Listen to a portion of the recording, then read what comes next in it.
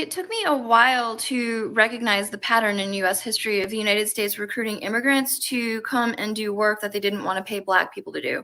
So immigrants arrive and they're taking these jobs and they see Black people out of work and are told it's because they're lazy and they don't want to work, as opposed to being told the truth, which is the reason why you're here is because we don't want to give opportunities to Black people, or that Black people are not working because they're advocating for better working conditions, because it'll take newly arrived immigrants, particularly those who arrive as refugees and don't want to risk having to return to their countries of origin, a while to realize that their working conditions are poor and they're going to be mistreated as well. And that this history does go all the way back to just post-emancipation. Plantation owners recruited Chinese laborers to come and do the work that slaves used to do because they didn't want to have to pay former slaves for the work that they felt entitled to receive for free. And an interesting byproduct of that history is that Chinese laborers came and quickly found out that they don't like working in the field. And as poorly treated as they were by white people, they were afforded rights like the ability to open businesses and buy properties. So the former Chinese laborers opened up grocery stores catering to Black people. So that's where that history of Asian American owned businesses operating in Black communities came from. But my understanding is back then it was more symbiotic because these Chinese owned grocery stores charged significantly less than white plantation commissaries did. But it's interesting to me that people resist this idea that opportunities are kept from Black people because we have in place a white wealth and power structure that doesn't want to pay for what it felt entitled to receive for free, when that's literally the history of it. Welcome to another episode of the Nick and CJ show. I'm one of your hosts. I'm CJ. What's up, Nick? What poppin', my friends, my family? We are back. Welcome. Another great week of RBN Live. Happy MLK Day as well. That's a fire clip, a great clip to play on our show on MLK Day, which is a day that always gives me great anxiety, great frustration. And the day I always try to log off, which I have for the most part. MLK Day is a very frustrating day for me because today you have a lot of virtue signalers on both sides. The conservatives who decry people virtue signaling, they are quick to bring up MLK. The anti-capitalists, the democratic socialists, and they want to pretend that MLK is on their side. And Ben Shapiro, he had a very interesting tweet today where he was being ratio because he's like, yeah, I know MLK disagree with everything I agree with, but we shouldn't. It doesn't mean, even though MLK was socialist, doesn't mean we should support socialism. We should lift up MLK's idea of what it means to struggle for. It was like some bullshit. Right. We couldn't accept this any longer. MLK, there's no illusion that he will hate both parties today. You have liberals who support the police state. You got Republicans that cheer on endless militarism and Western chauvinism that MLK renounced. And they want to pretend that MLK would be on their side. Racial income inequality right now is worse than it was at the height of the 1960s. MLK warned about militarism. Militarism has expanded. Capitalism has gone even more unhinged. MLK would be extremely upset about the way things are going today. He wouldn't be spreading false, toxic positivity like you see all day today. It's been extremely frustrating to watch the same white martyrs that MLK will hate praise his name. Welcome to RB, my friends. And I should add to that, they would hate him absolutely too. So it is always very jarring, and maybe it's a unique experience for Black people. Even looking, because you'd be looking, having that Russell Westbrook. You ever seen that meme of Russell Westbrook like looking like that? Like what? Like what the hell? Like, Yeah. and I'm not just saying Republicans, because there might be people shaking their hair. Yeah, Mitch McConnell. No, nigga. Joe Biden. Yeah, like we say all of them. Go ahead. Yeah, I this is my first op-ed. I always tweet this out on MLK Day because I said it's imperative for us on Martin Luther King Day to remind the liberals that he's not on your side. And the black liberals and the black people we see in charge right now, the Kareem Jean-Pierre, the Lloyd Austins, right? They were the exact opposite. MLK will be rolling over in his grave, seeing these people in power today, these black capitalists who sold us out, like Hakeem Jeffries. We're gonna cover him today. Like, imagine MLK, Yeah, Hakeem terrible. Jeffries, and Eric Adams. Hakeem Jeffries that said he would never ever give an inch to democratic socialism, and then use his black skin as a reason why he's like, I'm a black man in America. I would never ever give an inch to democratic socialism. Jesus fucking Christ. It's So terrible. this is my op-ed that I wrote my Substack. I need to start writing again. It's actually very it helped you organize your thoughts. And I feel like I missed that. I said, here's my first political op-ed, not just honoring MLK, but examining how black leaders after his death sold us out to neoliberalism. MLK was an anti-capitalist.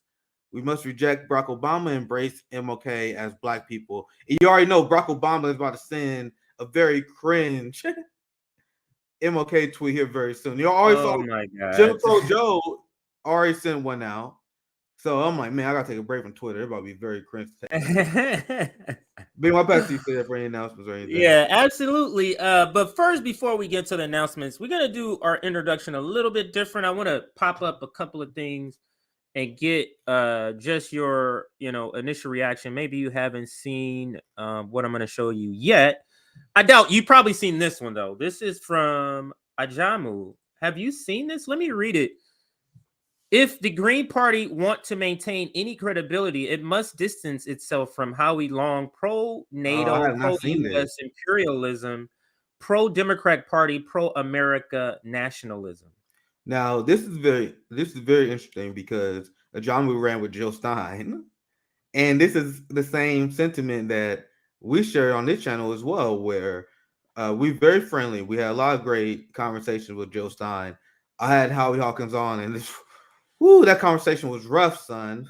Because I remember. I had to push back on a few things he was saying. Like the Howie Hawkins of the Green Party is a joke and has done unbelievable amount of damage to the party's reputation. Even when it comes, I asked him about Russiagate, and he's still pushing Russiagate. Joe Stein not pushing Russiagate. Joe Stein is calling out the U.S. talking points on Ukraine, and now Hawkins is and then repeating unhinged Putin propaganda. So there was definitely some infiltration, some nonsense going on in the Green Party, and I said we need to the Green Party need to embrace the Joe Stein wing. They double down on anti-capitalist and become anti-capitalist ideology and become an unapologetically pro-black party. I think it would be very successful if it does that. But yeah, I'm glad to see a John Moo mention this because when I talk to Jill Stein, when we talk to in her wing of the party, I remember we had the third party summit, and you talked to some people in the Green Party on the higher level that said they wasn't happy with Howie Hawkins. So it's good to see that people like a John was calling it out as well. That side, pro NATO Green Party, pro mandate Green Party, all that shit that should have to go. That shit has to go. Absolutely. And just to kind of I mean, everybody here has been saying it's like, yeah, Howie Hawkins started sounding like TDS. I don't know what that is, but liberals towards the end of 2000, then he's talking about he talks about COVID and the Ukraine sealed the deal for him. Damn straight. Everybody pretty much agrees. Long time now, former Green Party member here. When Howie's ran, I thought, why in the world is the Green Party running an old white guy Russiagator for president? This is absolutely true. So it's amazing. But let me read this part. With the exception of the Black Caucus of the Green Party lost me with the stance on COVID, towing the line of Republican, Democrats, due diligence. Yeah, the Black Caucus I had noticed, we can stop it or in the tweet here. But the Black Caucus I noticed, Nick, within the Green Party, do have a lot of diverging viewpoints. Yeah, those are the people I knew the most, like via Twitter and through organizing. It's like I was closely aligned with the Joe Stein wing of the Green Party. That's what I voted for in 2016. I voted for Howie Hawkins in 2020 because I'm always used to voting Green, but there was a lot of criticisms. We were not happy with Howie and a lot of other candidates. It wasn't like a great slate. But the Green Party need to get back to the Joe Stein unapologetically anti-imperialist. How we Do had like you boomer brain where he was listening to like CNN and shit. Like, why are you repeating Russiagate? Why are you repeating Russiagate nonsense? Why are you repeating Trump derangement bullshit? Where you running as a third party candidate, but you also saying, well, I also think the Democrats are better than Republicans. Like that. do you think his politics just never progressed, or you think there's something else that has happened to him? Because you remember he came up with the original, or he ran on the original Green Yeah, he was a New long time Deal. So I'm labor activist, wondering what healthcare happened to activist. him. Maybe he just You gotten get people get lazy. older and they get lazy. I think he's got people. He one of the people that got lazy, and it happened with a lot of people. You talk about Tom Hartman. Used to listen to him. How many of these people Yeah. that used to be left just start listening to Russiagate and they just got lazy, and they just start. Now these same people repeating pro NATO talking points on Ukraine. Now, and I have a story. I'm not sure about. I'm gonna get into it, but it be going around like some more documents that's showing that Western leaders knew 100% that expanding NATO would revive Russian nationalism and revive this push and also make Ukraine even more volatile because they are a divisive country. They knew this would lead to a lot of fighting in Ukraine that would eventually lead to Russia. Like I got this, all these documents expose this. Like these people have been warned about this. Their speeches they gave about this stuff. But these people who used to be critical, who used to be engaged, used to have a lot of critical thinking about these things. They just stop doing that. They just go back to, oh, I'm pro labor, I support Medicare for all, but they'll repeat NATO talking points every once in a while. They repeat what they hear on CNN, and they're not intellectually curious like we are. Where we asking ourselves like, why are they saying this? Like Russiagate, like he was literally pushed Russiagate, and now it was just exposed not only through the Twitter files, but even mainstream media is acknowledging that Russian quote unquote bots and disinformation had no effect on the election. Now the entire None. progressives who've been pushing Russiagate They're got melting down. pie on their face. They look dumb, and that's what happens when you get older. So And some of them are still like Rachel Maddow, and some others are still kind of pushing it. But good reaction to that one. Now I have another one. Now I don't know if you saw the stream yesterday or just saw this tweet, Nick. I think you may have retweeted it, but I tweeted it one day, woke up the next morning, and found out that NAFO Troll Farm had zeroed in and targeted me. I've never seen nothing like this. So it's yeah, so crazy. let me just show you some of what happened here. So I've just put a quote. Like I took a quote from the article and put it up. And let me just read the quote to you though. For the first time since Operation Barbarossa, I think that's how you say it, 80 years ago, German-made tanks will cross the Polish border to take part in a shooting war against Russia. This is without a doubt the most reckless exculpatory measure taken by the US and NATO to date. And then I, posted it. Now, that quote in this got a crazy reaction. Now, you can see 55,000 people have already just seen this tweet. Yeah. But look at this, Nick. 900, I don't know if you can see that. Yeah, they spend the 992. yeah. Yeah, I was like, what the hell? I've never seen nothing like that. Go ahead. Yeah, that's reminded me when I posted a clip of when I went on a rant against Zelensky when I explained his history and his corruption. And I remember like it got like 1,000+ likes, but also got like 1,000 replies. So like they were trying to keep up. But I was like, I don't care. You guys are helping me spread the truth. you guys are only helping them. But it's you only do this when you know you are on the wrong side. And I'm gonna show you guys some as well. Like they are on the wrong side of history. They are trying to change history. They trying to change the historical realities of the conflict in Ukraine, how the fact it's a divided country, how the fact that we caught the U.S. in 4K, literally meddling in Ukraine and training and propping up the most extreme elements in Ukraine to do their bidding. And once again, there's literally things that are largely documented. I'm gonna show you guys a receipt on that. But and now the rest of the world, I'll show you guys on my last solo stream. I'll show you guys Spanish TV and how they was talking about. You guys know about the mixed scores? You guys know that the West promised they wouldn't expand NATO 1 inch past Berlin. And then I'll show you guys the report from Indian TV. Remember? I'll show you guys two different. That one last week, literally, everyone else they get caught up. Like some people like, oh, let's look into this shit. Now everyone who look into it, like, hold up. Russia is not being. Russia has a claim here. They're not as unhinged as a lot of people claim they are being. So they have to create NAFO. They have to have the massive propaganda troll farms in order to combat the truth. There are people that are protesting in mass right now. There are people protesting in New York. There are people protesting in Paris. NATO expansion. Here, let me show you guys this real quick. I'll put it back up. Yeah, go ahead. I'll Yeah, put your screen absolutely. back up, CJ. Now let me put this up here. Because this fits here. This is anti-war protesters in New York. They showed their opposition to NATO and the U.S. government support for Ukraine. Protesters demanded that the government use the funds used to aid Ukraine on its own people. Now, this is one example, and this is what been blacked out by not only the corporate media, CJ, but the NATO left media, the progressive media. Yeah, they don't even I call know, it. like, Yeah, have you seen like Kyle Kalinske, who claims he's neutral on no. this? Have you seen like any of these channels show these He claims protests? he's neutral on Ukraine now. He claimed like that's like the posture that he gives on this, even though because these people want to pretend like, oh, well, I'm calling it balls and stripes, but meanwhile they repeat U.S. talking points on this particular issue.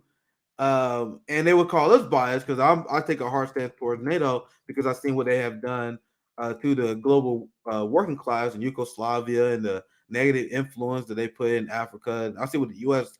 has done with Africa as well. So as someone with skin in the game, yeah, I'm picking a side here.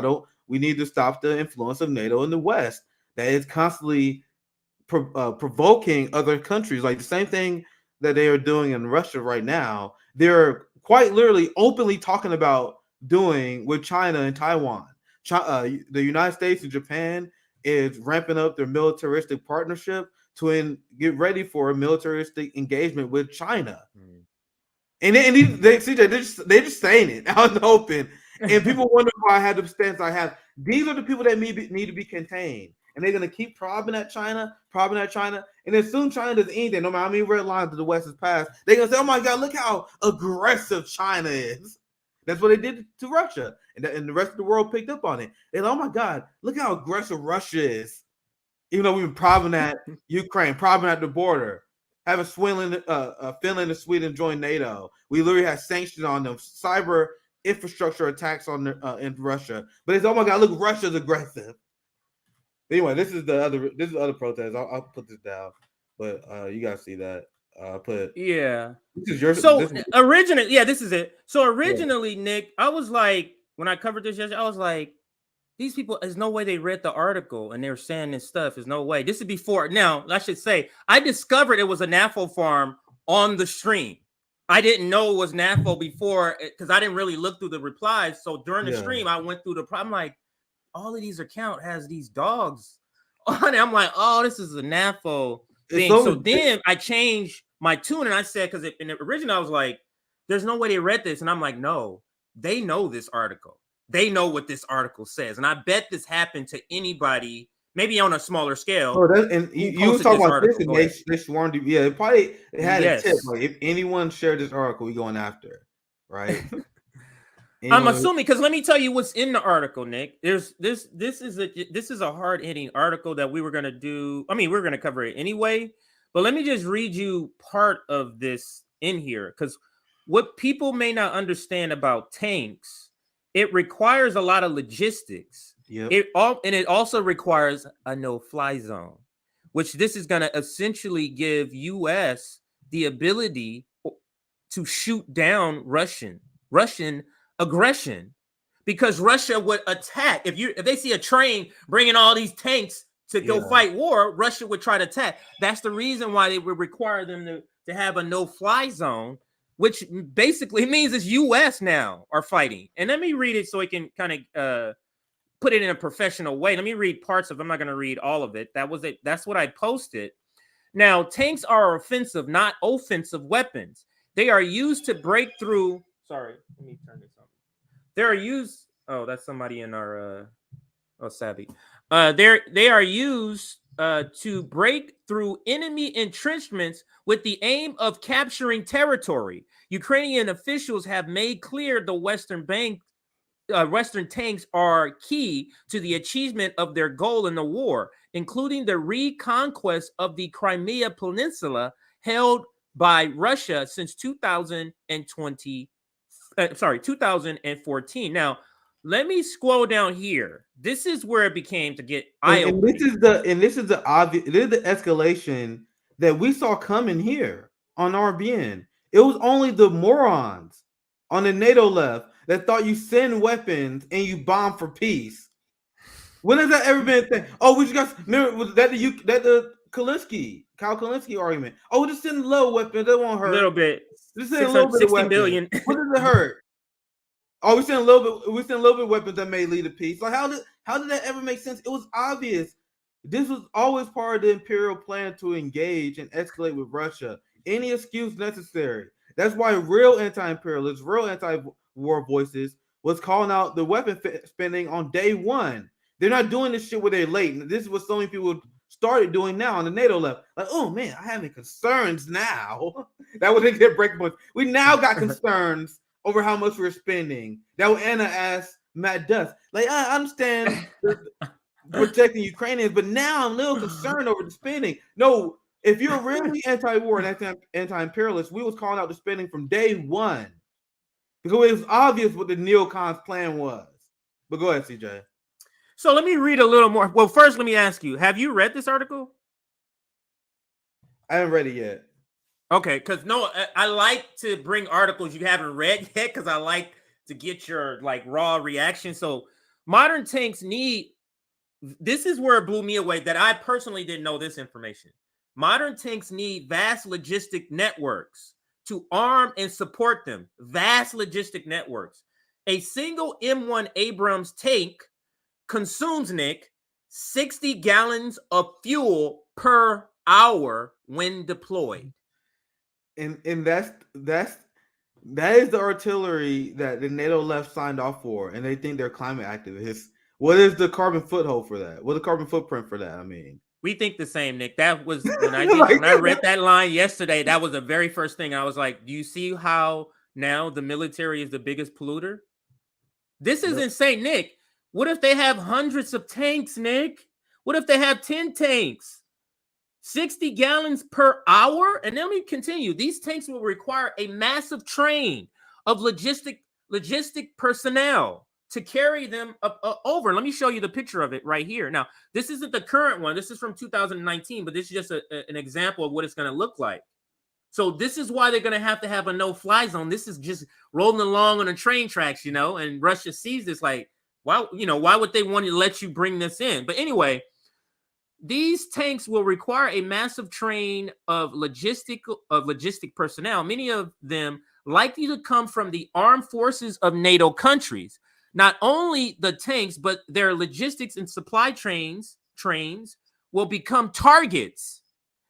Each Leopard 2 tank costs approximately 15 million, Nick. Let me pause there. 15 million. How many homes can be built for 15 million? How many people could be fed for 15 million from one tank, Nick? Do you want to chime in? Go ahead. No, that's exactly, CJ. Does that sound like a smart use of our money in the midst of a pandemic, in the midst of massive struggle amongst the working class? Of course it's not. But that's 15 million to the military industrial complex. They saying the quiet part out loud, CJ. We played the clip of this, and you actually, if you think about it, Americans are concerned that we spend all this money, but they're actually being made here in America. They're actually going to American-made companies. They're saying this on corporate news channel, MSNBC, and Morning Joe. They say, don't worry about the cost. We are benefiting from it. We are making here at home and benefiting American workers and companies. General Clark said that, I think. I heard General Clark say that specifically. Yeah. Maybe we covered the video. Yeah, I think the same. I think that's the same video. But this is what it's really about. Like Julian Assange said, it's not about winning a war. It's about making money. They don't have no plan of really defeating Russia and China for geopolitical dominance. There's their last grasp at not only profits but maintain the offensive capital structure by any means necessary. But go ahead, CJ. And that's true, by any means necessary. Let me continue. The protection of the, now this is the part where it kind of explains why this is an escalation. The protection of these weapon systems as they're traveling, you got to understand they have to protect them. Not to mention the troops that will service and supply them along with the crew. The big logistics tanks takes a large logistical network. will become a vital military necessity for NATO. The U.S. and NATO have thought or stake their credibility on the outcome of the war, which is ever more explicitly defined as the military defeat and dismemberment of Russia. The logic of the conflict requires, therefore, an ever greater escalation. This is what you were alluding to with the whole logic behind with Kyle Kalinske talking about 60 million in the beginning. No, it only can lead to a greater escalation if you keep funding it.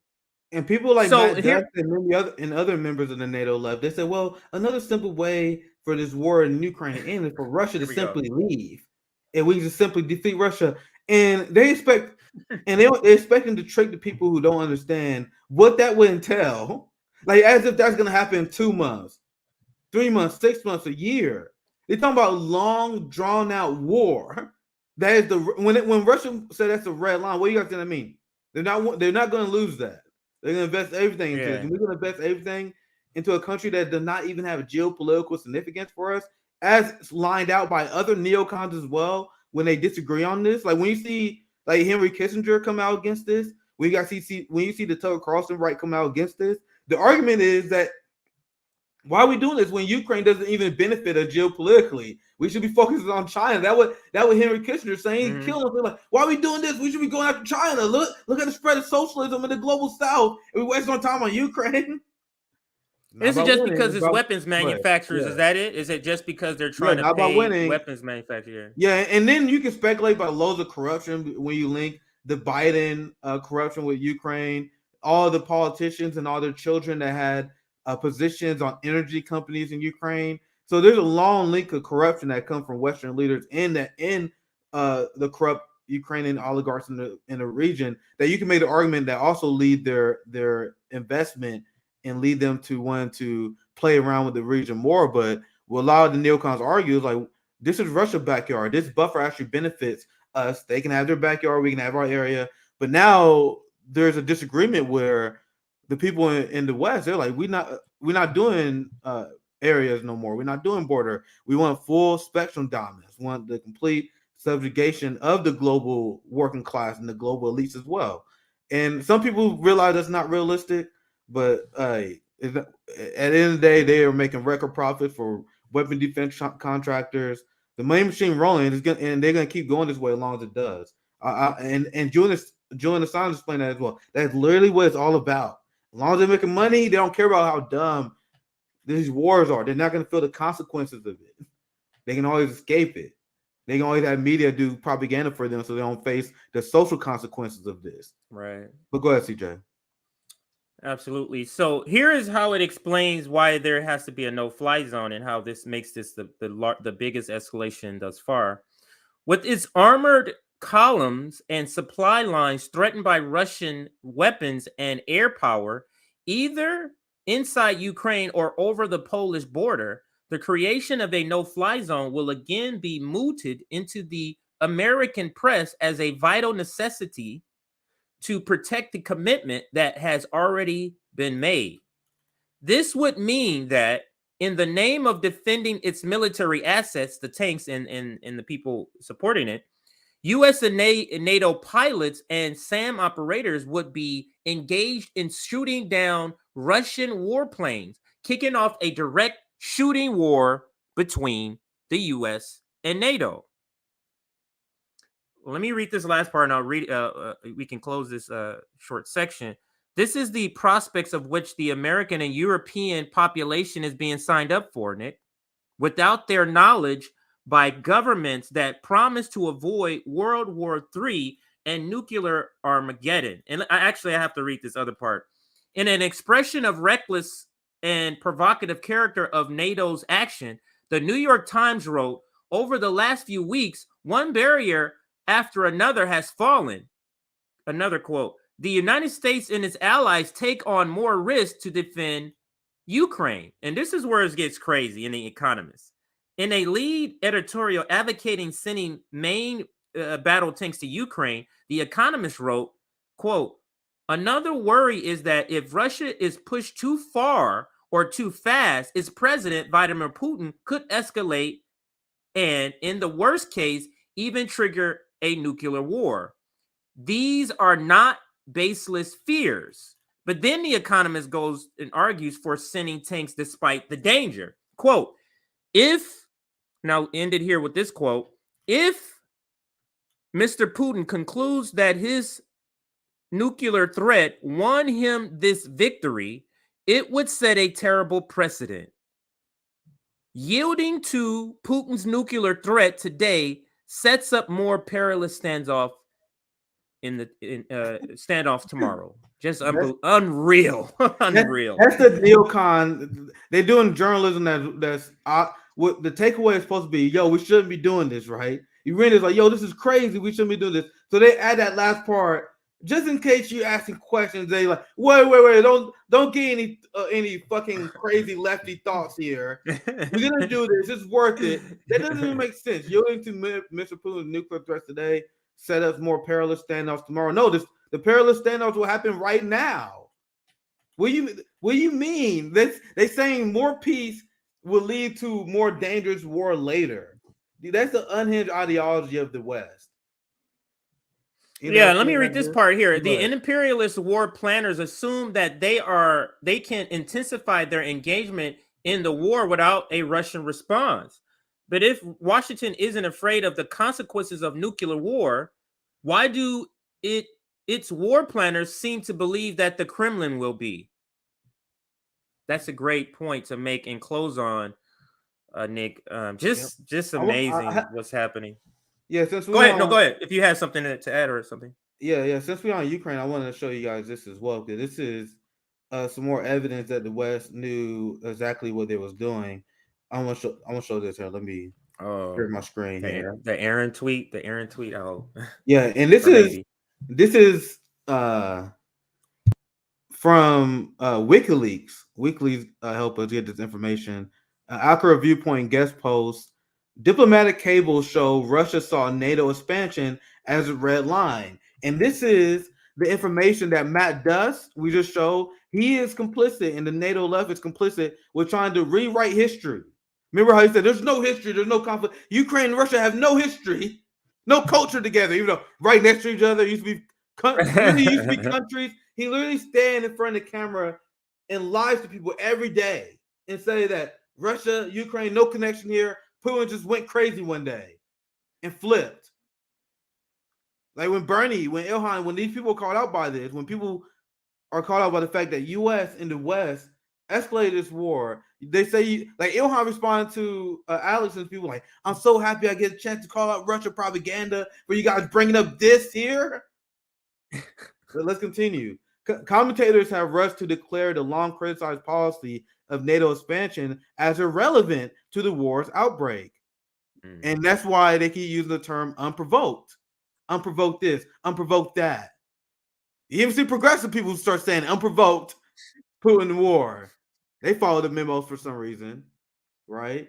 But yeah, I'm gonna go this far. Yeah, a review of the public record and many dozen of diplomatic cables made publicly available via WikiLeaks show that U.S. officials were aware or were directly told over a span of years that expanding NATO was viewed by Russian officials well beyond Putin as a major threat and provocation. That expanding it to Ukraine was a particularly bright red line for Moscow and would inflame, empower hawkish nationalist parts in Russia political spectrum, which exactly happened. What we say on the show, CJ, despite what the Western media say, they was, oh my God, Putin being criticized. They wouldn't explain the criticism. The criticism was like, Putin, why aren't you going harder at this war? Like those are the people that are Putin, you're not taking this war seriously enough. You're wasting time and resources on this. We need to go out and crush them. I'm gonna continue here. In a particular prophetic set of warnings, U.S. officials were told that pushing for Ukrainian membership in NATO would not only increase the chance of Russian meddling in the country, but risk destabilizing the divided nation. That is what Matt Duss and these Ukraine simps also raise. They will say stuff to me like this. They will say stuff to Aramate. They will say stuff to Glenn. They will say stuff to people telling the truth about this war. People like, why? They will say, oh, you think you're saying that all Ukrainians are Nazis? And I always say, no, I'm not saying that. I'm saying that you guys are arming the Nazi faction of Ukraine. There's a large amount of Ukrainians. These are the people who voted for Zelensky on the peace platform because a lot of Ukrainians that just want to go with the peace. Then you have about 1/3 of the country that speak Russian, like ethnic Russian as well, that has been attacked and been criminalized and marginalized by the Ukrainian government. Then you have the Romanis, you have Black people, you have Muslims who was attacked and made second-class citizens in this country. So we are the only ones who understand that Ukraine is not this monolithic, blonde-haired, blue-eyed Jesus country. It's the Ukraine simps that think that. It's the Ukraine simps that think the entire country hates Russian people. That is what Matt does try to his best to convince you. No, this is a divided country. It's always been divided to the point where the BBC did a documentary that showed 8 years ago. There's a large segment of people in Eastern Ukraine that said they literally want to be part of Russia. The West used to report on this stuff. But then they explain this one explain all of this was told to U.S. officials in both public and private, and not just senior Russian officials going all the way up to the presidency, but by NATO allies. So this is like not only just Russian sympathizers, but NATO people, various analysts and experts, liberal Russian voices critical of Putin, even sometimes U.S. diplomats themselves. And this last part, Rika, this is important to note. This history is particularly relevant as U.S. officials now test the red line China has drawn. As I explained, I told you guys, they love probing red lines. And then they convince white people that, oh my God, look at this unhinged Asian country. Look at the unhinged Russian people. Look at the unhinged Muslims. They are finally fed up with us messing in their country. They fought for it. That's really what it is. The people, CJ, the people in this country that think China is the aggressor. The ones surrounded by U.S. military military bases. They think they're the aggressor. It's unserious. But anyway, let me Go ahead. Sorry. No, go ahead. It was a different thing. The U.S. officials now test the red line drawn in China around Taiwan's independence, risking military escalation that will first and foremost be aimed at the island state. The U.S. diplomatic record regarding NATO expansion suggests the perils of ignoring or outright crossing another military power red lines, and the wisdom of a more restrained foreign policy. It's a restrained. What is that shit? What's that? Remember Hillary Clinton? She literally said that if she took over, that she would have a more offensive, muscular foreign policy compared to Barack Obama. Wow. Bro, imagine that. And people, I'm still glad she lost. We dodged a fucking bullet. Yeah. Imagine seeing the drone strike king in Barack Obama. Seeing that guy, and you're like, oh, that guy's a fucking pussy. We need some more muscle. And we see it with Joe Biden, apparently. We see it with Joe Biden. Would have been basically more Libya's under Hillary Clinton. It'd have been more Libya's because she was the one that was pressing go in and go in and take out Gaddafi's. Yeah, this is a great tweet by Glenn. It been openly stated in Washington for 2 decades, ever since Clinton and Bush wanted to expand NATO eastward to Ukraine, that doing so will provoke a civil war and even a war with Russia. And the U.S. did that. So now you're seeing a lot more these people having to acknowledge the reality. Maybe a lot of Western people actually they are in corporate media. They're still lying to themselves, but the rest of the world is not. The rest of the people who are not tied to corporate journalism, they can see what's going on here. I also want to read this tweet from Aaron Axel, and I can use this to wrap this segment up because this is another tweet put out, and this is what I hope Taiwanese people are smart enough to see through, and I think they are. That's why they reject the separatist party in their last election. But you had many NATO officials and EU officials speaking bluntly, admitting that they're using Ukrainians, and it's really sick. Because I watch a lot of these corporate media coverage of the Ukraine war, and you always see they use terms like the Ukrainian resolve. The Ukrainians, they got such resolve fighting this war. Like, how do you know? How do you know? There are people there that want peace. They voted for peace. But it's, oh no, they resolve.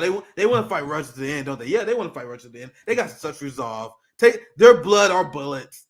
That's what they said. Our blood, their blood, our bullets. But anyway, this is Aaron Mate, he reporting from the Wall Street Journal. Edward Stringer, ex-head of the operations in the UK defense staff, becomes the latest Western official to admit that NATO is sacrificing Ukraine to bleed Russia.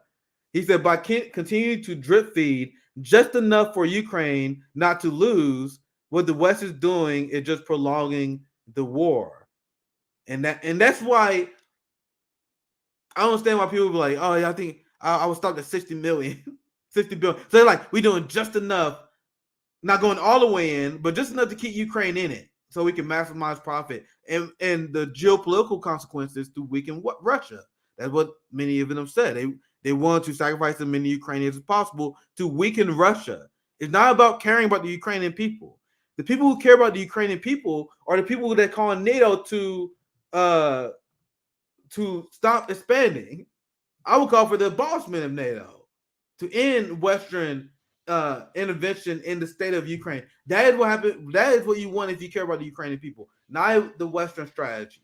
But anyway, CJ, anything you want to add? That's my one quick story that I do because I'll be on Jimmy's show later today. So yeah, no, we can use. Let's start there with that announcement. So, do you know topics or anything? So Nick will be on. Jimmy at what time? We talking about Hakeem Jeffries, and I think we're gonna do a segment about the World Economic Forum. Okay, so our segment is going to be a good preparation for you to go on the show because we about to hit some good points. Yeah, that's funny because we talk about Hakeem Jeffries. I'm like, oh shit, he about to talk about Hakeem too. So that's about to be dope. Yeah, so that's perfect. Okay, so you'll be on. You said 6. Yeah, 6. Yeah, around, you know, Jimmy, he kind of just floats times up. Should be around what? So that's 5 Central my time. 6 p.m. Eastern time. Whenever Jimmy go live, I should be in one of the slots. I don't know if he usually have multiple guests. I'm probably the first hour guest slot, I'm thinking. So should be always fun to talk to Jimmy. He always fun to rant. Also with Jimmy, it's also very fun because whenever he does COVID stories, I can share my opinion on COVID. I usually can't do it on the channel without being worried about being pulled. That's why last time was pretty fun because I got to say stuff that I gotta be careful because we don't got anyone on YouTube we can hit up. Anyway, it should be fun. We did roast Hakeem Jeffries. Always fun. I used to say the same thing because people it was a section of time when I was using Jimmy's video for a lot of the content.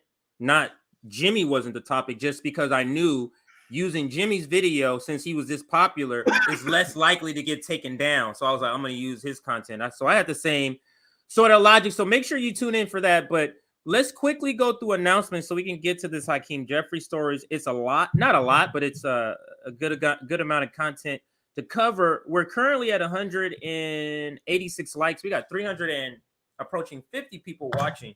Could we push that to 300 likes? 300 likes. So that's 114 more people. If you'll hit that like button, 114, more people. The other thing is, here is our web URL. If you haven't checked out our website, please do. Everything from hearing what we're about, seeing pictures of on the ground, to information about our upcoming chapter launch, and all of that type of stuff. Our contact information, info@revblacknetwork.com. And if you're on Twitter, don't forget to shout out Rome. His birthday, I put this up earlier. Rome's birthday is today, same day as they celebrate Martin Luther King. Martin Luther King's birthday is actually the 15th, I think, but they celebrate on the 16th. And Rome's birthday is the 16th. So shout out to Rome, co-founding member of RBN. Again, we're liking the stream. 115 more people hitting that like button. And I'm gonna bring up any super chats, by the way. I think we read them already. Yeah. I'm gonna bring up the first video. I don't think so, but if you find one, we can I guess we can read them. We're gonna start here. So what I wanted to do with this segment is go through the storyline. So everybody knows this is the graphic. So Shameless. So, and then the title, it's a long title, but it's still a good title. And let me read it. The title of the stream: The squad hated Hakeem Jeffries, then voted for him. Now Jeffries is pushing an anti-choice, anti-labor judge. So I'm kind of going to go in that order, Nick. They hated him, then they voted for him. Now he's pushing and watching their for this spin judge. and watching them trying to explain, like, yeah, we got to vote for Hakeem Jeffries. We all unified. Because remember, I pointed this out when during the whole Republican quote unquote chaos, they had AOC go on the media tour. They had Jamal Bowman go on the media tour talking about how it's all united under Hakeem Jeffries. They had to pretend that Hakeem is the one to work with them. It's like, it's completely debasing themselves, knowing what their history has been against the progressive movement. How he played a giant part in New York politics and helping progressive lose and helping allocate resources, fighting against them on local politics. But they bent the knee like little cowards they are. Absolutely. Let's get started. So what is a series of videos. I don't think none of them we're gonna watch all the way through, but just to gain information to chronicle what the story has been. But in order to understand why we're even covering the history of Hakeem and the squad, we have to understand why. And this is why. New York governor picks a Republican chief justice who is anti-labor. I mean, it's anti-everything, anti-labor, anti-choice judge.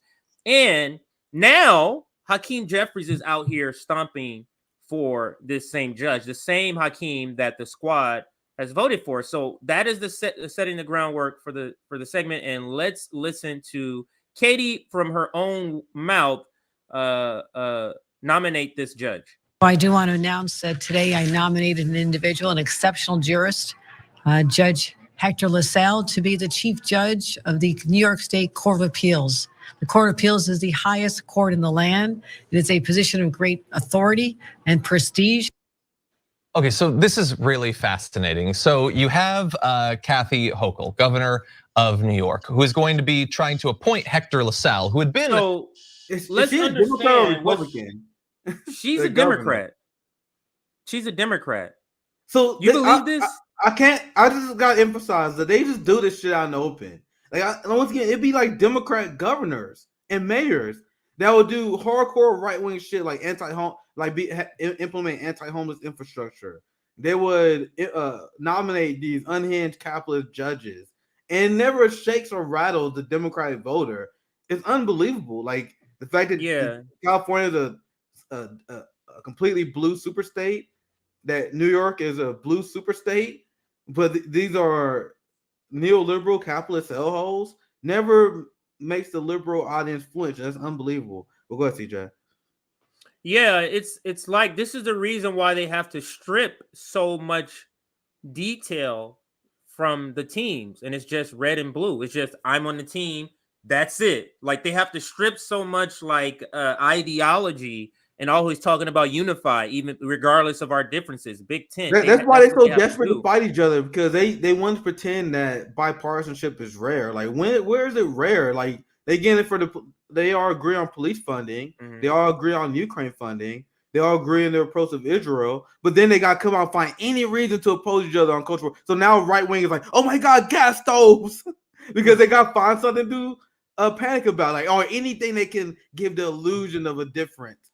When Democrats say left on an insignificant issue, we're gonna say right, but on anything that actually matters, they're not having that tug of war game when it comes to deregulating Wall Street and getting corporate bailouts. They're not. There's no struggle, but they gotta find anything they can. This story is another example of that.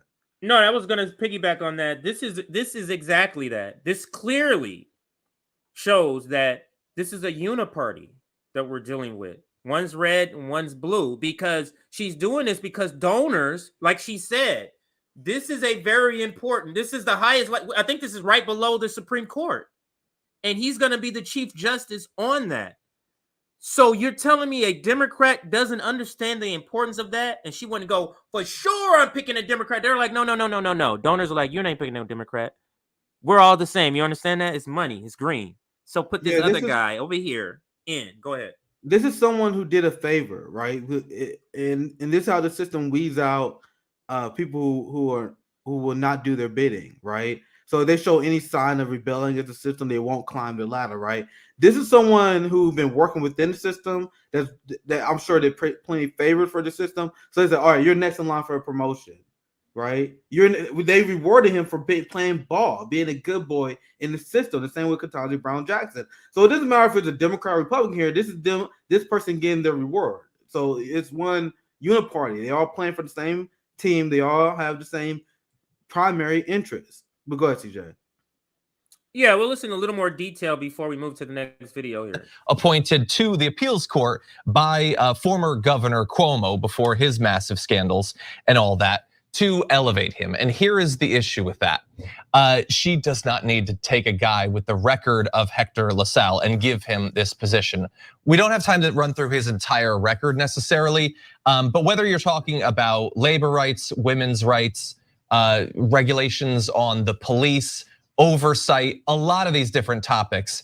He has a record that, particularly in New York, where they have so much Democratic representation in the state legislature, that they very much could have a far less right-wing candidate to be elevated in the way that Kathy Hochul is elevating him right now. And so he's saying, with the stronghold that the Democrats have, they can, they could get a judge approved, and that judge could be far left. And this Democrat, the one that's going to tell you she's progressive when it's 2024 or her next election, and she's going to tell you how she's for this and that and all that.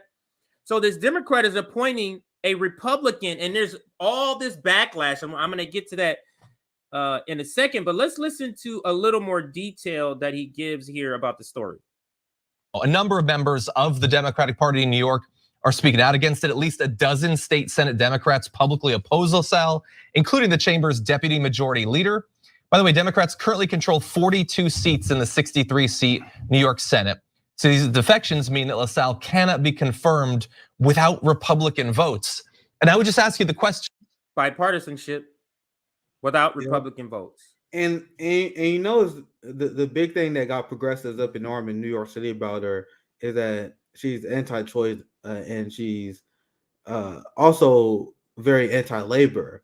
You guys see the trade-off that these Democrats, the neoliberals, are willing to make. Yeah. They're willing to negotiate. They want to give up the anti-choice issue in order to get someone who's anti-labor.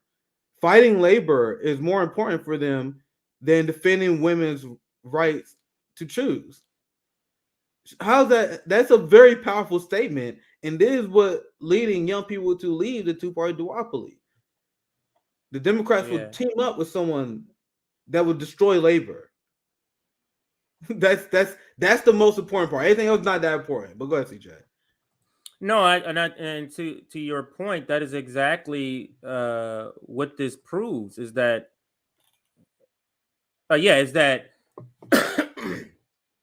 regardless of whatever culture wars you believe your team, whether red or blue, is so invested in, it doesn't supersede labor and crushing labor. It doesn't supersede exploiting labor, and because that's what their donors want, and that's what's top. Let's move to the next video. I think he kind of set the ground. You hear that he's anti-labor. You hear that he's anti-choice. Thank you for the super sticker. You hear that he's anti-choice. CJ. Just 1 second. Thank you for 499. Daiha Ko. Liberal audiences don't flinch at Hochul because of her policies don't materially affect them. I'm a housing activist in New York State, and that's why people like Hakeem Jeffries is not like that's not a red line for them for the Democratic Party. Like people like Jim Clyburn, like the fact that he take the most money out of Big Pharma is not a big deal, even though South Carolina has some of the worst health outcomes. Black people that he's responsible for have some of the worst health outcomes, but they will praise Jim Clyburn as a hero despite that because they have health care. The material analysis does not matter for them. Remember the study that we did, CJ? All they need is people to say the right thing to virtue signal and repeat platitudes around race. But if you structurally bad on it regarding housing, healthcare, and other things, people do not care about that at all. But go ahead, CJ. Absolutely. Now here is majority report, and I'm using these people. I'm using the pseudo left on purpose because these are the people that got us into this crap. You told us to vote these people in. Now these people are voting for Ukraine wars. They're voting for freaking Hakeem Jeffries, who's very hostile to them. Like the progressive strategy is in shambles. Like, They will say, well, they're like, well, exposed. despite all these problems you have with the Democratic Party, we got to support the Democrats because of judges and judicial courts. And whenever people say that, that exposes shit liberty to me, to them immediately. So I'm like, if I don't support them on other policies, why would I trust Joe Biden with a Supreme Court pick? And these are things like, why we have problems with them in the legislative branch. We have problems with them in the executive branch, but they're going to be okay in the judicial branch? You guys see how that makes no sense? What I mean by that, let me give you guys a real example. Joe Biden said he would veto Medicare for all if it would hit his desk, right? Okay. So what leads you to believe he wouldn't appoint a judge that wouldn't make it unconstitutional in the Supreme Court? If the Democratic Party is against Medicare for all, why are you so sure they wouldn't put a judge up that wouldn't rule it unconstitutional? These are the questions that the real dumb left, they don't ask themselves because they don't know how government works. So when they see these Democrats approve of these and support these anti-labor judges, these right-wing capitalist judges, when they see Chuck Schumer cut deals with Mitch McConnell in order to fast-track Trump judges, they are confused. But to me, that makes 100% sense because they serve their capitalist interests. But proceed, CJ. Absolutely. Here is Sam and Emma. Labor has now also come out against this anti-union chief judge. And this is James Mahoney, New York State District Council of Iron Workers, coming out, speaking out against this nomination of Hector LaSalle. Good morning. Good morning. I don't have much of a prepared statement. 3 weeks ago, I was Team Hope. For the last year, I was Team Hope. When we needed people to get out to vote, I was Team Hope. Come on. When she was worried that she was going to lose this race to governor, I was Team Hope. The phone rang, and the phone rang, and the phone rang. We need more money. We need more volunteers. We need labor behind us. Come on. She promised us that we were going to have a seat at the table. Yes, she did. She put us on the menu. This is not right. Yeah, union coming out. Like that. No, look at the sign. It says no anti-union chief judge. You have a union leader, and quite possibly somebody is corrupted in the leadership there. But even they are coming out, Nick, saying, no. What the hell is this, Kathy? Yeah. And she's doubling down. Like, what? So let's put this in perspective. Understand the connection here, people. The squad has done it to labor again, Nick. They voted for this guy, Hakeem Jeffries, who created a pact against them, but still voted for him, showed unity with him during this last speaker vote. That guy is out trying to get this judge who's against labor at the top court, at the chief justice spot. It is just and when the squad voted for Hakeem Jeffries, did they get any pro-labor concessions? So this is because they didn't do that, right? You guys see why we talk about misleadership? But the Smurfs who say, well, people got criticism of LC because she hasn't unlocked communism yet. It's like, nigga, we're not even asking her to unlock communism. Basic competence, please. Basic competence in terms of getting left stuff done. Basic strategy is all we ask for at this point. We can't even get that. Will they use, if in the next 2 years, next time they gotta vote for Hakeem, will they use this as an example of why they won't vote for him? They ain't using the other examples. The fact that he's extremely supportive of the genocide of the Palestinian people, the fact that he literally created a pact that spent money against them. Remember the dark money thing that's supposed to be? No, I mean also in conservative caucuses. Oh, there's a clown. My bad. Yeah, my bad. My bad. Go ahead. I read the super chat I see from Medicare for All. Now, thank you for $5. You guys get better and better each show. You stay principled without getting sidetracked by the AOC lib identity politics smokescreen. Keep up the good work. Thank you for the $5 super chat. If you enjoy the stream, we try to do better every show. Give it a like, share, subscribe. You know, we got the Patreon as well. Great way to support the show. We appreciate the super chats. But go ahead, TJ. Yeah, so this video just kind of talks about here the scheme I just alluded to of creating the PAC specifically to beat progressives. So that guy, the squad voted for, and that same guy is now pushing for this anti-labor, anti-choice Chief Justice. The Build Back Better bill from the center. That was fun. Quote, we want to support common sense members who are delivering for their districts and helping advance a democratic agenda to create jobs and cut costs for their constituents. Who's cutting costs? The centrists or the progressives for their constituents? Who wants to extend child tax credits? Progressives or the centrists? Who wants expanding Medicare? Cenk, when this news hit you, we were in the morning meeting. You were livid.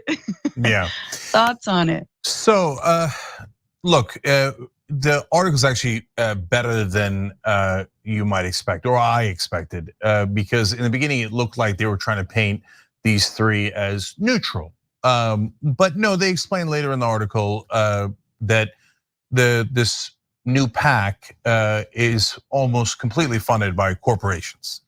So I still think that they are way too kind to these three corporate goons. And they describe Hakeem Jeffries as being part of the Progressive Caucus. That's a good one. Okay, is he technically in the Progressive Caucus? But yes, but if you don't know this, and every reporter that covers politics should know this, half of the Progressive Caucus is not remotely progressive. And I don't mean like they don't live up to my standards. Bowman, no, I mean, just real quick, Jamal Bowman used the fact that Hakeem Jeffries was in the Progressive Caucus as the reason why he voted for him. You guys see how he know he's a liar? He said, well, Hakeem Jeffries is part of the Progressive Caucus. So they in on the scheme as well. Yeah, and Ro Khanna said the same thing to Bree. I'm sure they all have said it at one point. I'm sure they all have said it. They all say, yo, we had to vote for Hakeem Jeffries. He's part of the Progressive Caucus. They gave us a bone there. But go ahead, CJ. Yeah, let's I mean, they're also in conservative caucuses. They just want to be in every caucus. They're not at all real. I wish the Progressive Caucus is as large as its numbers indicate, but no, half of them are totally conservative Democrats that put their name in there for marketing purposes. And Hakeem Jeffries. It's a very nice number. Why isn't it all? Half, nigga. You said 100. You said 100 progressive Democrats. Half, that's 50, bro. That's a lot. I'm sure you just misspoke there. I'm sure. I think if he said a quarter, if he said 25, I think that's way too much. Let's assume he misspoke when he said that. Because half, bro. That's a fucking lot, dude. That's a lot. Jeffries is a perfect example. He's one of the biggest corporate Democrats in the country. In fact, he started this PAC backed completely by corporations to try to defeat progressives.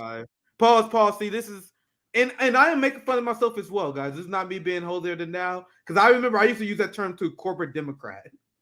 Why are you separating good versus? Well, we know why Cenk doing it, but this is my plea to you guys. Why are we separating good and bad Democrat? If, for example, Bernie Sanders, AOC and the squad, because of their votes on Ukraine and Taiwan, they are directly responsible for Raytheon and Boeing having record corporate profits, right? So how are they not a corporate Democrat if they're going along with war? If they're going along with the Democratic Party agenda, if they're going along with the corporatists, they're voting just like the corporatists do. Why are we separating them? If you're part of the Democratic Party, you are inherently corporate. So I don't use the term anymore. I took me a while. I dropped the term corporate. CJ, have you ever heard me say? It's like saying a good cop. It's like saying a good cop. Yeah, I guess. I literally stopped saying it a long time ago. It's literally like I see Queer Black Socialista, because I saw you say it's you said it's redundant. Oh, my bad. Go ahead, put that back up. Yeah, corporate Democrat is redundant. So I stopped using it because I admit I used to use it too back like maybe like 3-4 years ago. I was like, yeah, get the corporate Democrat, Bernie. No, I don't believe in that shit no more. But go ahead, let's continue. Okay, so let's continue. Who are free of corporate PAC money and hence actually try to fight for you guys and try to fight for democratic principles, which Hakeem Jeffries is completely opposed to. So let's ask this question. I'm going to switch videos now. Ask this question. What's the difference, results-wise, Nick, in the progressives that he's saying that believe in all the stuff we do and Hakeem Jeffries? What is the material difference on Ukraine? Nothing. What's the material difference on almost everything else? Like literally nothing, but we keep trying to make this distinction. And I know why they're doing it, corporate Democrat, because they want to make it seem like the other Democrats are the good ones for some reason. But you know, Democrat is a Democrat. Let me move to the next video, and I'm going a little bit quicker because I want to get these in before you. I'm actually about to. Are you about to take off? Okay. Yeah, I think now is a good time. Unless I don't know how long the other video gonna be. Cause I think we scheduled for like 15 minutes from now, and I'm gonna grab something quick to eat before the show. So yeah, make sure you guys stay tuned here. Make sure you guys watch CJ. Also be on Jimmy Dore's show, and I have Max Blumenthal scheduled for Wednesday. So we got a lot of great content. Oh, that's gonna be good. Yeah, that's especially with all this crazy shit I've seen going on in Ukraine and foreign policy wise. So, and also. I want to ask about a lot of Twitter file shit, like because I saw the Twitter files regarding how they were censoring information on COVID and big pharma and shit. Yeah, I gotta be careful on YouTube with that segment, but I'm pretty sure the Max got a lot to say on that. Between that and Ukraine, it should be a good conversation. So, and I'm working on some other guests that probably come on later this week.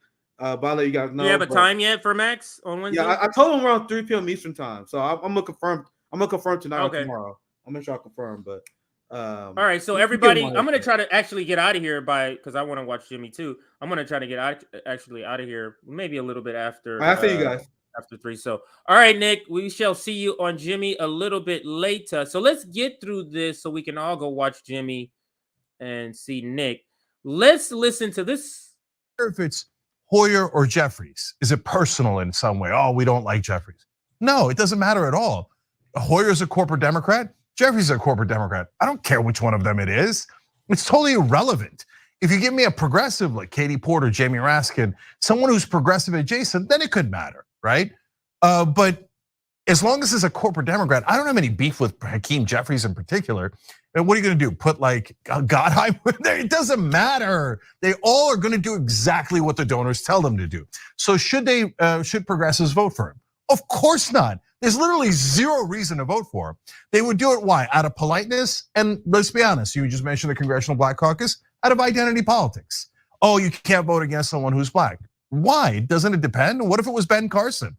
Why are we supposed to vote for him? And they say it with a straight face, like, no, you have to do it, doesn't matter, you should do it only based on skin color.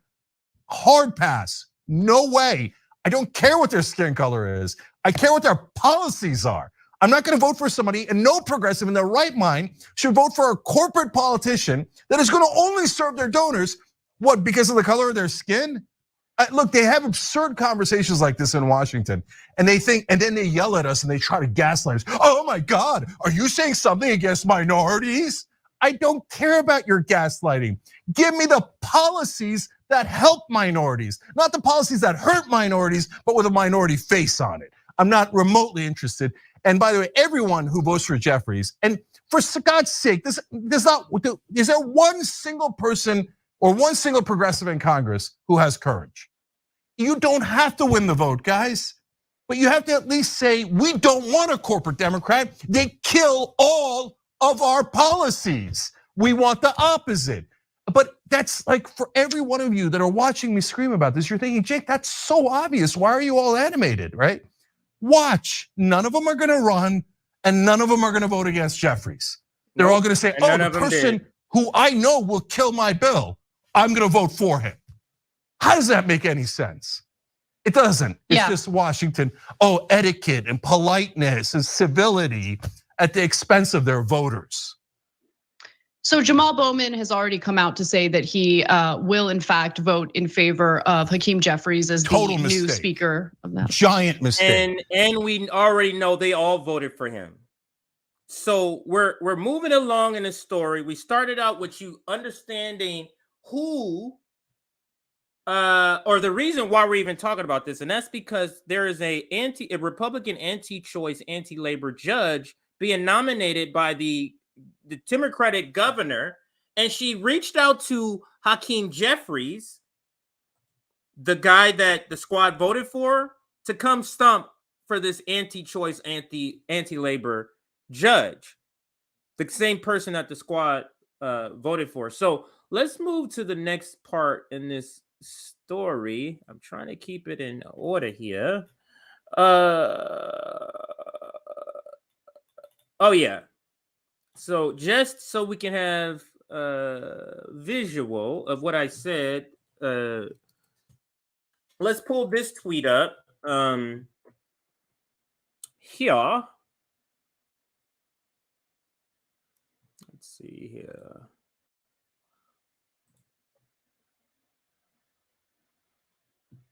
Is it opening? There we go.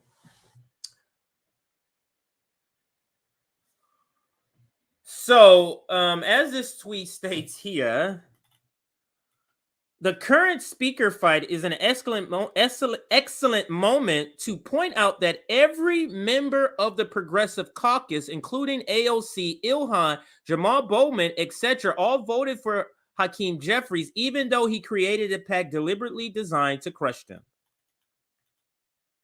We don't need to read this Rolling Stone article, but I'm sure some of you. But that tweet sort of encapsulates what I was talking about. They all voted for him. And now look what he's doing. So now let's move along in the story, the narrative. Let's now get to some headlines. Now, we'll go to a tweet from Nick first. So let's go to Nick's tweet. So this is an anti-choice, anti-labor judge. Squad voted for Hakeem Jeffries. Hakeem Jeffries is now on the stump doing this. Disgracing himself, Hakeem Jeffries stumps for anti-abortion judge. Progressive charge that Hector D. LaSalle is too conservative, anti-abortion and anti-labor and anti-due process, and his appointment would tilt New York's top court further to the right.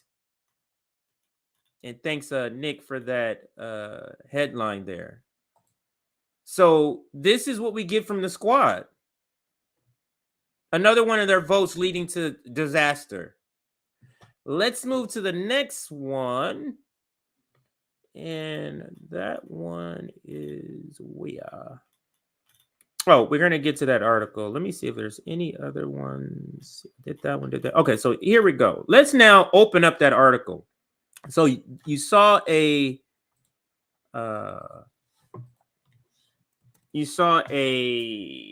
headline, but now let's bring up the article here.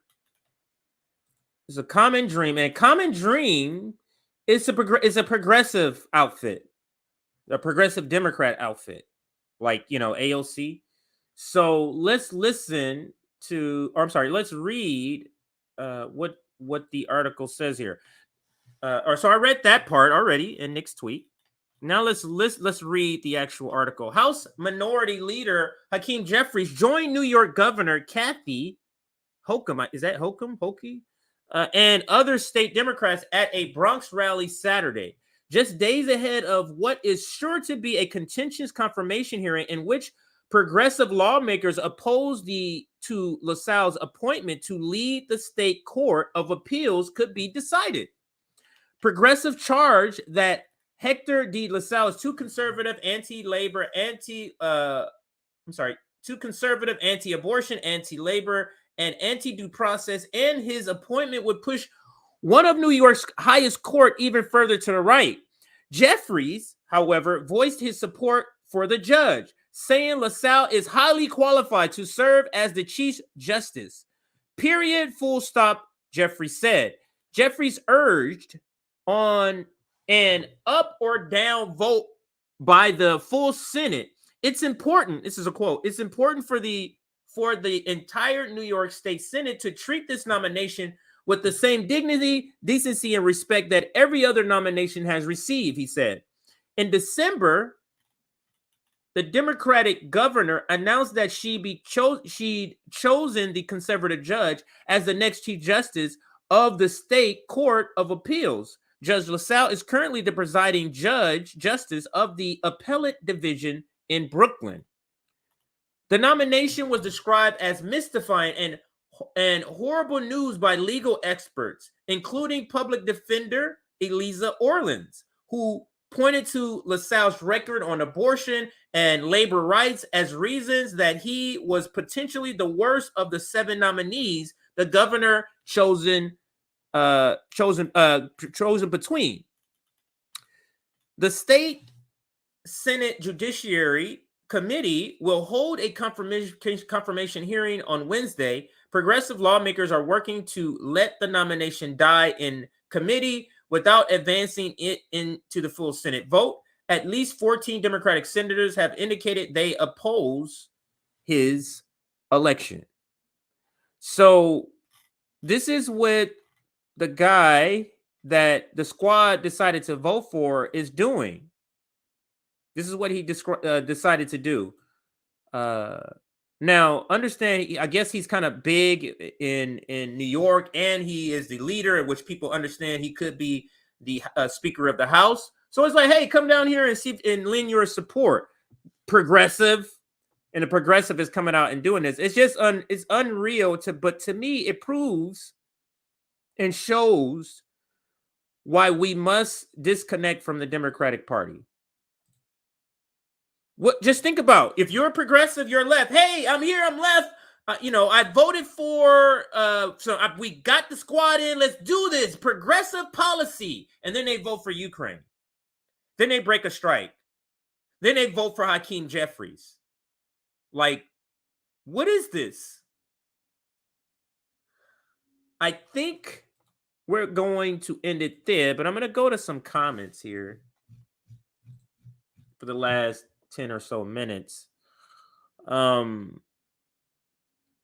Let's all finish up here, and we're all going to go watch Jimmy together. I'm going to be in the comments with all of you. But let's get our likes up. We got to get our likes up here. We got 400 people watching.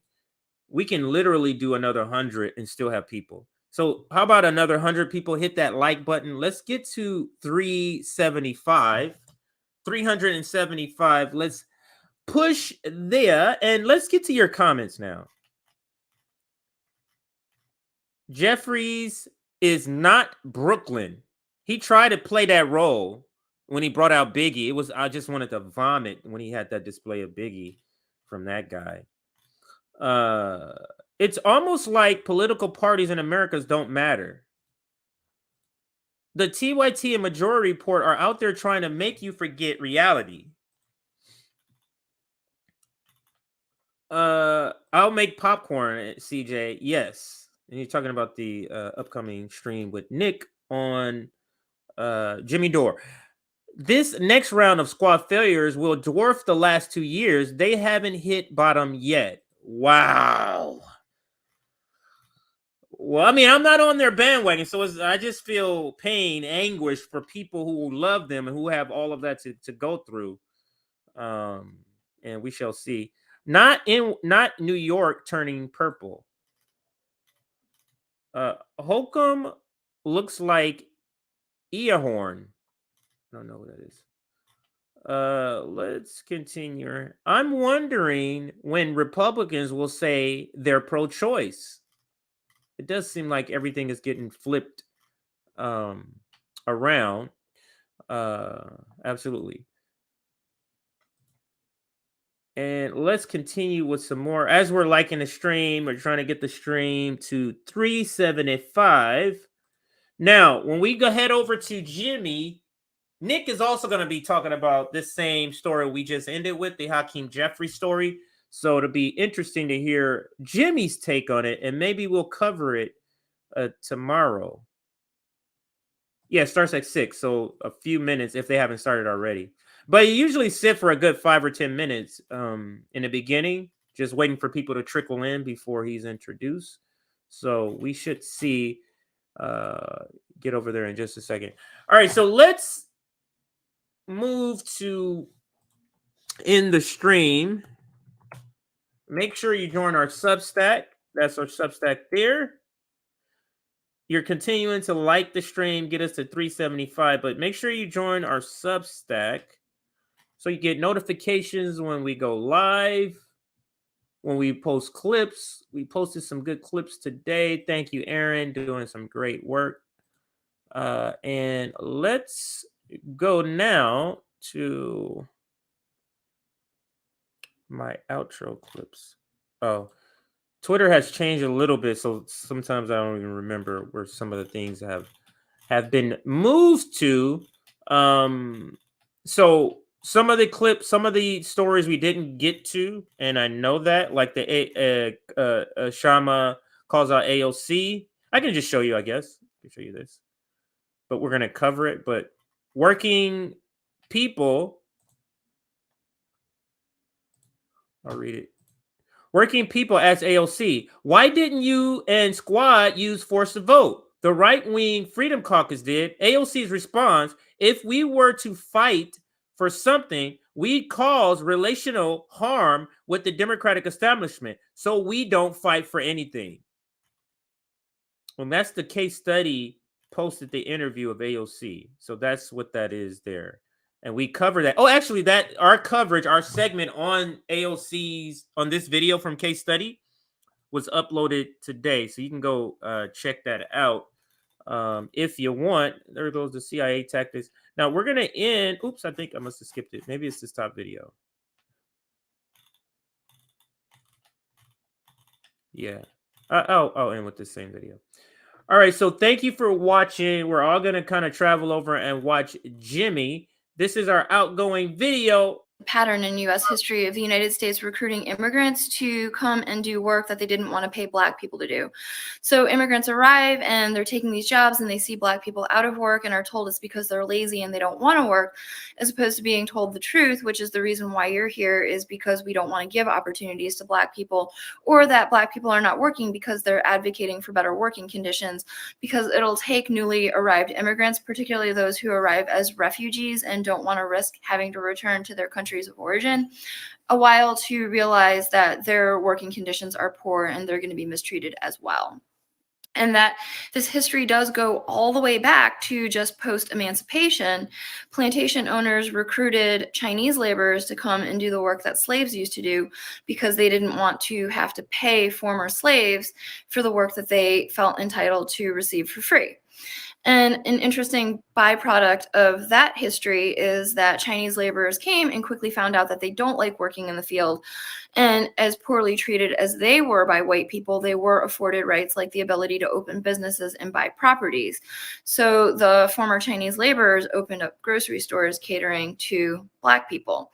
So that's where that history of Asian American owned businesses operating in Black communities came from. But my understanding is back then it was more symbiotic because these Chinese owned grocery stores charged significantly less than white plantation commissaries did.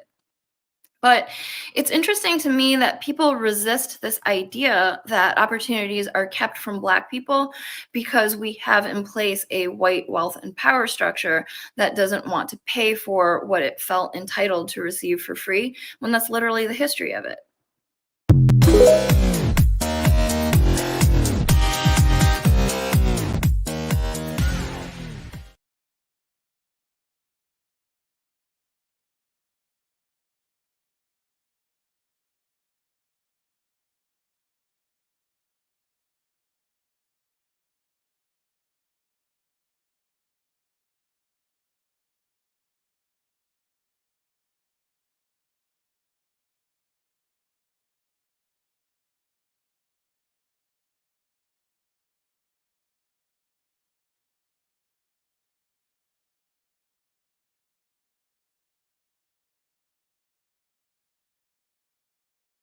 I'm going to jump in this tomorrow. And I'm telling you folks, right there, how white folks got so rich. The untold story of American white supremacy. I mean, I just read about the Indian land grab, and I'm like, my gosh, man, good Lord. No wonder we don't want to teach the truth. No wonder we don't want to teach the truth, because that means we've got to look people in the face and say our forefathers were the worst people in the history of mankind. The things that they did, that manifest destiny, that kind of mentality has been atrocious. What we have done to the African Americans. The estimated number of wealth that came from slavery, from free labor, and that's what it was. And they estimate that the amount of money that came from slavery was around $24 trillion. You can't even grasp that much money. The average person has a hard time grasping what $1 billion is. $1 trillion. Holy shit. And a lot of people don't want to admit the truth, because a lot of people also are scared that what happens if we actually do have to maybe pay reparations. Understand that everything, that beautiful Capitol in Washington, D.C. was built by slave labor. The majority of the churches in this country were built by slave labor. Our forefathers were lazy. And if they were smart, which they were, but the problem was they were cunning and sad.